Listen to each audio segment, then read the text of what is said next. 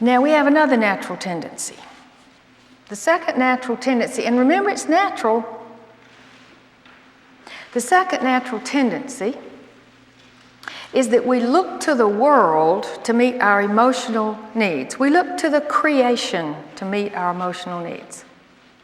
Now, what is the creation? Well, the creation is made up of people, places, things, and events.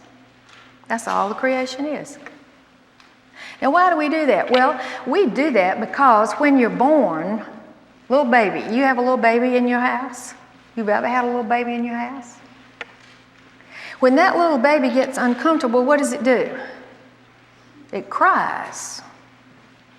Now, what do you do when that little baby cries, besides fuss? You run to it. If it's your own child, you call your husband. If it's your grandchild, you try to beat him to it.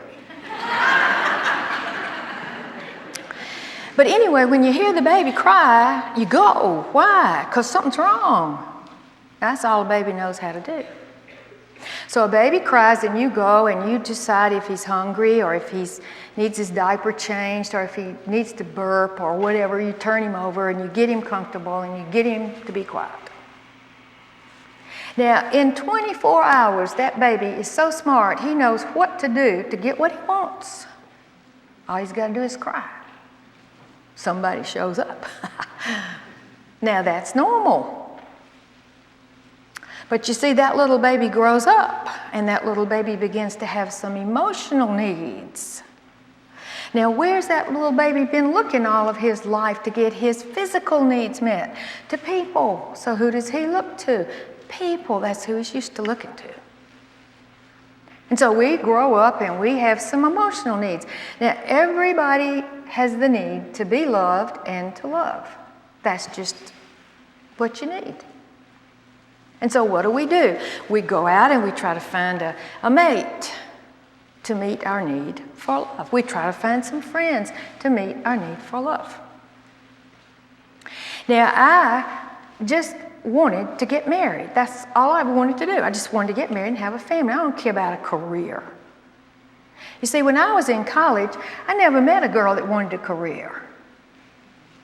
We just wanted a husband that had a lucrative one. And so, I'm out to find a husband. And I came to Birmingham, Alabama, and got a job. And on November the 12th, I met a dental student whose name was Sam Peeples. 7 weeks later, he asked me to marry him. And I said yes. My roommate couldn't believe that I was going to marry someone I had just known for 7 weeks. 7 months later, we got married. I loved him and he loved me. We had a great time together. We went on a wonderful honeymoon. We came back to Birmingham, and 10 days later, he criticized my cooking. He didn't even criticize it. He just came in the kitchen and he said, "What are you doing?" "I'm cutting corn off a cob."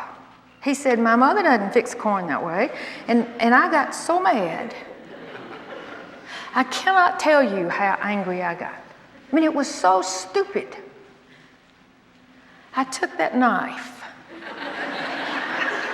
and I stuck it in the wall. Now, I didn't throw it at Sam. I just took it and I just chucked it in the wall, stuck in the sheetrock of our apartment. And then I turned to him and I said, "Just go let your mother fix your corn." He went out of the kitchen and he didn't come back in the kitchen for a while. And you know what he thought? He thought, what in the world happened to her? Remember, I was born and raised in Alabama, and I acted nice before that. Now, he wondered, what happened to my sweet little wife? But you know what? I wondered what happened to me, because I'd never thrown a knife in my life. And I thought, I cannot believe him. I cannot believe what he's done to me. And then one day he came home with a sewing machine. I said, what is that? And he said, it's a sewing machine. And I said, what are you going to do with it? And he said, it's yours. You're going to sew. And I said, what am I going to make? And he said, you're going to make your clothes. And I said, I'll beg your pardon. I don't wear homemade clothes. And you know what he said? He said, well, my mother makes my sister's clothes. I said, bully for her. I don't have a clue what happened to that sewing machine. In the move, it sort of didn't get moved.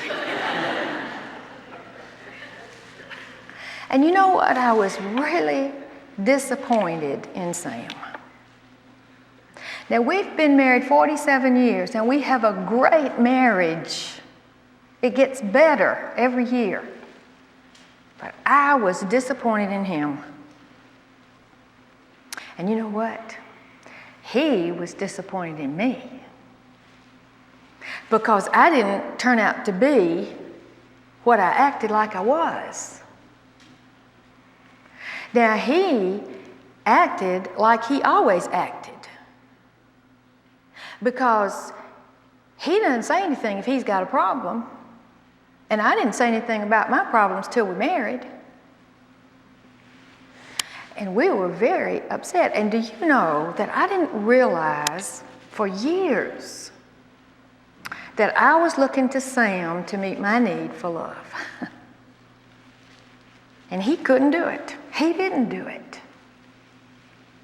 And so I thought he let me down. That's the way you hear people say it. You see, these women come to my house in their new car with their fine clothes and their fine jewelry, and they say, my husband is not meeting my needs. Well, I don't have to ask them what kind of needs you're talking about. I can see that their physical needs are met, so I know they mean emotional.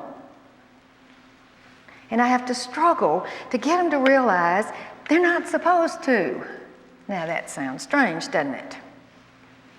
I said that in a seminar one time, and a lady just stood up back in the audience and she said, well, then what good is a husband? And I said to her, that is a good question. What good is a husband? I said, just give me some time to think about it. And I thought about it. And I realized what good my husband is. You see, he's the person I chose, and I'd rather be with him than anybody in the whole world to enjoy my love with. Now, there's a big difference in getting your love from him and enjoying it with him. And Sam and I had to learn together that love comes from God. We'll talk more about that later. But did you know God is love? You see, he's not love and you're not love. God is love. Oh, I can't believe the pressure I put on our relationship because I expected so much out of him. And he said to me, I always felt like I let you down. And that made him feel so bad because I'll tell you, Sam just wants me happy. You know, if Mom ain't happy, nobody's happy. And you better be happy. And I felt like saying to him sometime, I've been happy long enough, you be happy. Now, if love comes from God, and I get my love from God, and Sam gets his love from God, and then we get together, you know what happens? We enjoy our love with each other, and the pressure is gone. If he comes home and he don't want to talk, what does that have to do with my love? Nothing. Nothing. If he comes home and I want to talk 16 times about something, what does that have to do with his love?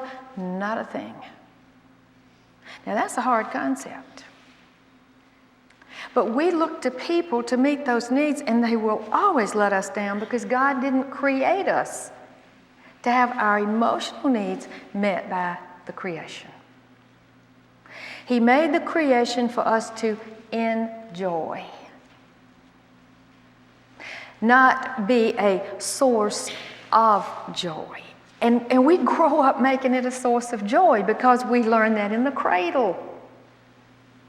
You cry and people come meet your needs. It's okay for a baby to cry and scream, but I'll tell you, it's not okay for a 40-year-old man to do that. It's not okay for a 30-year-old woman to do that. It's devastating. Now, we look to people for love, and it won't work. You look for God to love, and then you enjoy your love. You see, I heard Sam say one time, he said, the greatest thing I can do for Mary Glynn is be a loving man. I was sitting on the back of the church that day. I never heard him say that, and I thought, that's right. And the best thing I can do for him is to be a loving wife. You see, the greatest thing about Christianity is that you can be what you act like you are. Isn't that great? You don't think so? That makes you real. That keeps you from being a fake. Now, we look to the creation for joy and peace and comfort. We think if I can just get a new house, if I can just get a new car, if my kids will just behave, if I can just get it all organized. We never stop to realize that God is the source. God is the source of hope.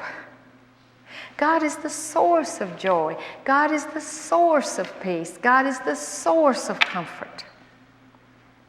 And what He'll do, He'll meet your needs. And when you go out into the creation and you fall down, He'll get you up. And when He shears you, you'll be comfortable in an awkward position. We fail to realize that we have to be taught to take our attention off of the creation and put it on to the world. I feel that I really must mention the young man, Todd Beamer. I'm sure no one has to say, who is that? Remember the young man on the airplane? He called the operator and he said, we have to do something about what's happening. And he said, would you quote the 23rd Psalm with me? The 23rd Psalm. What does that say? The Lord is my shepherd, I shall not want. He quoted the whole thing. And then he said to the men, let's roll. God, that really got me. I guess that got me because I hear our young son say that to his family. He'll get all ready to go and he'll say, let's roll. And you know what he did? He went to his death with the Lord as his shepherd. Now you would think that God would lead him to do that, would you? You would think he would pray, God, save this plane and don't let it crash. But he did what he should have done because he accepted the responsibility for where he was. He didn't look to anybody for anything. He turned to the Word of God, which he had learned, and he quoted it,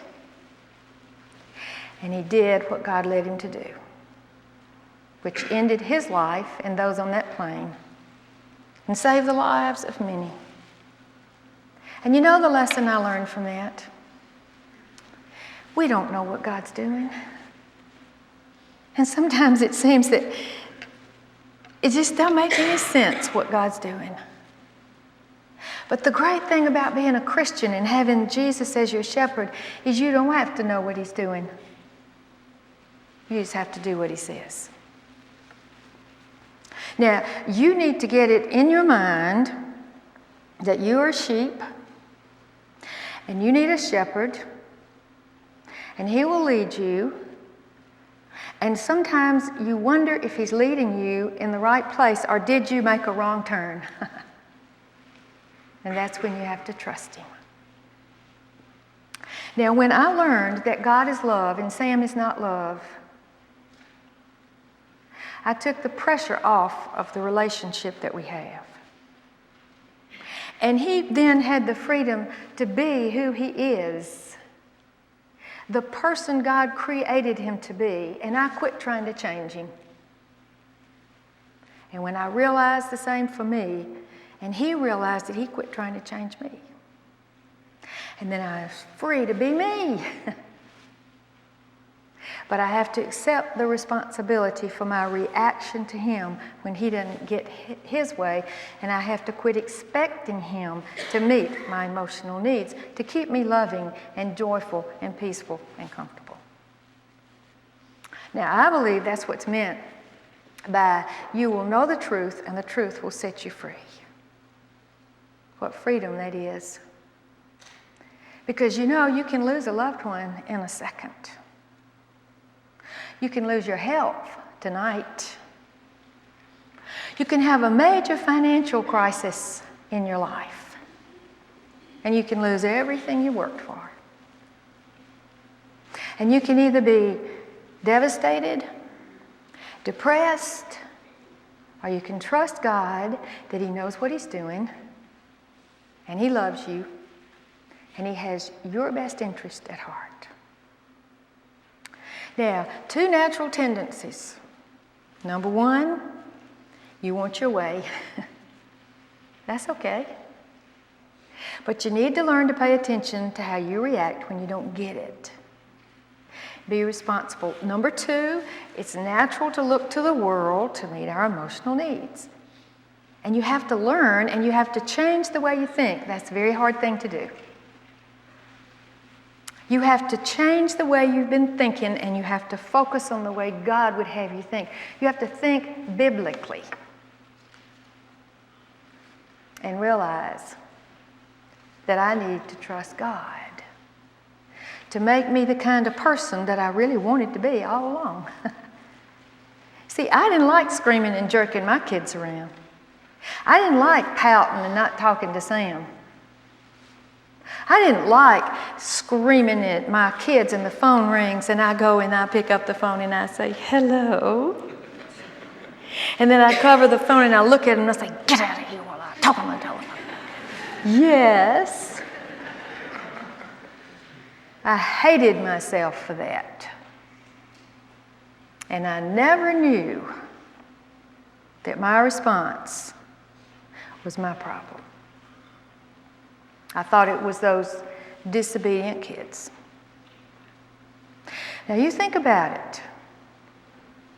And if it makes sense to you, you try it. And if it works, keep on using it. If it doesn't, forget it. But remember that the Bible is different. You decide you believe it, and then God proves it to you. You don't prove it and then say, because I proved it, I believe it.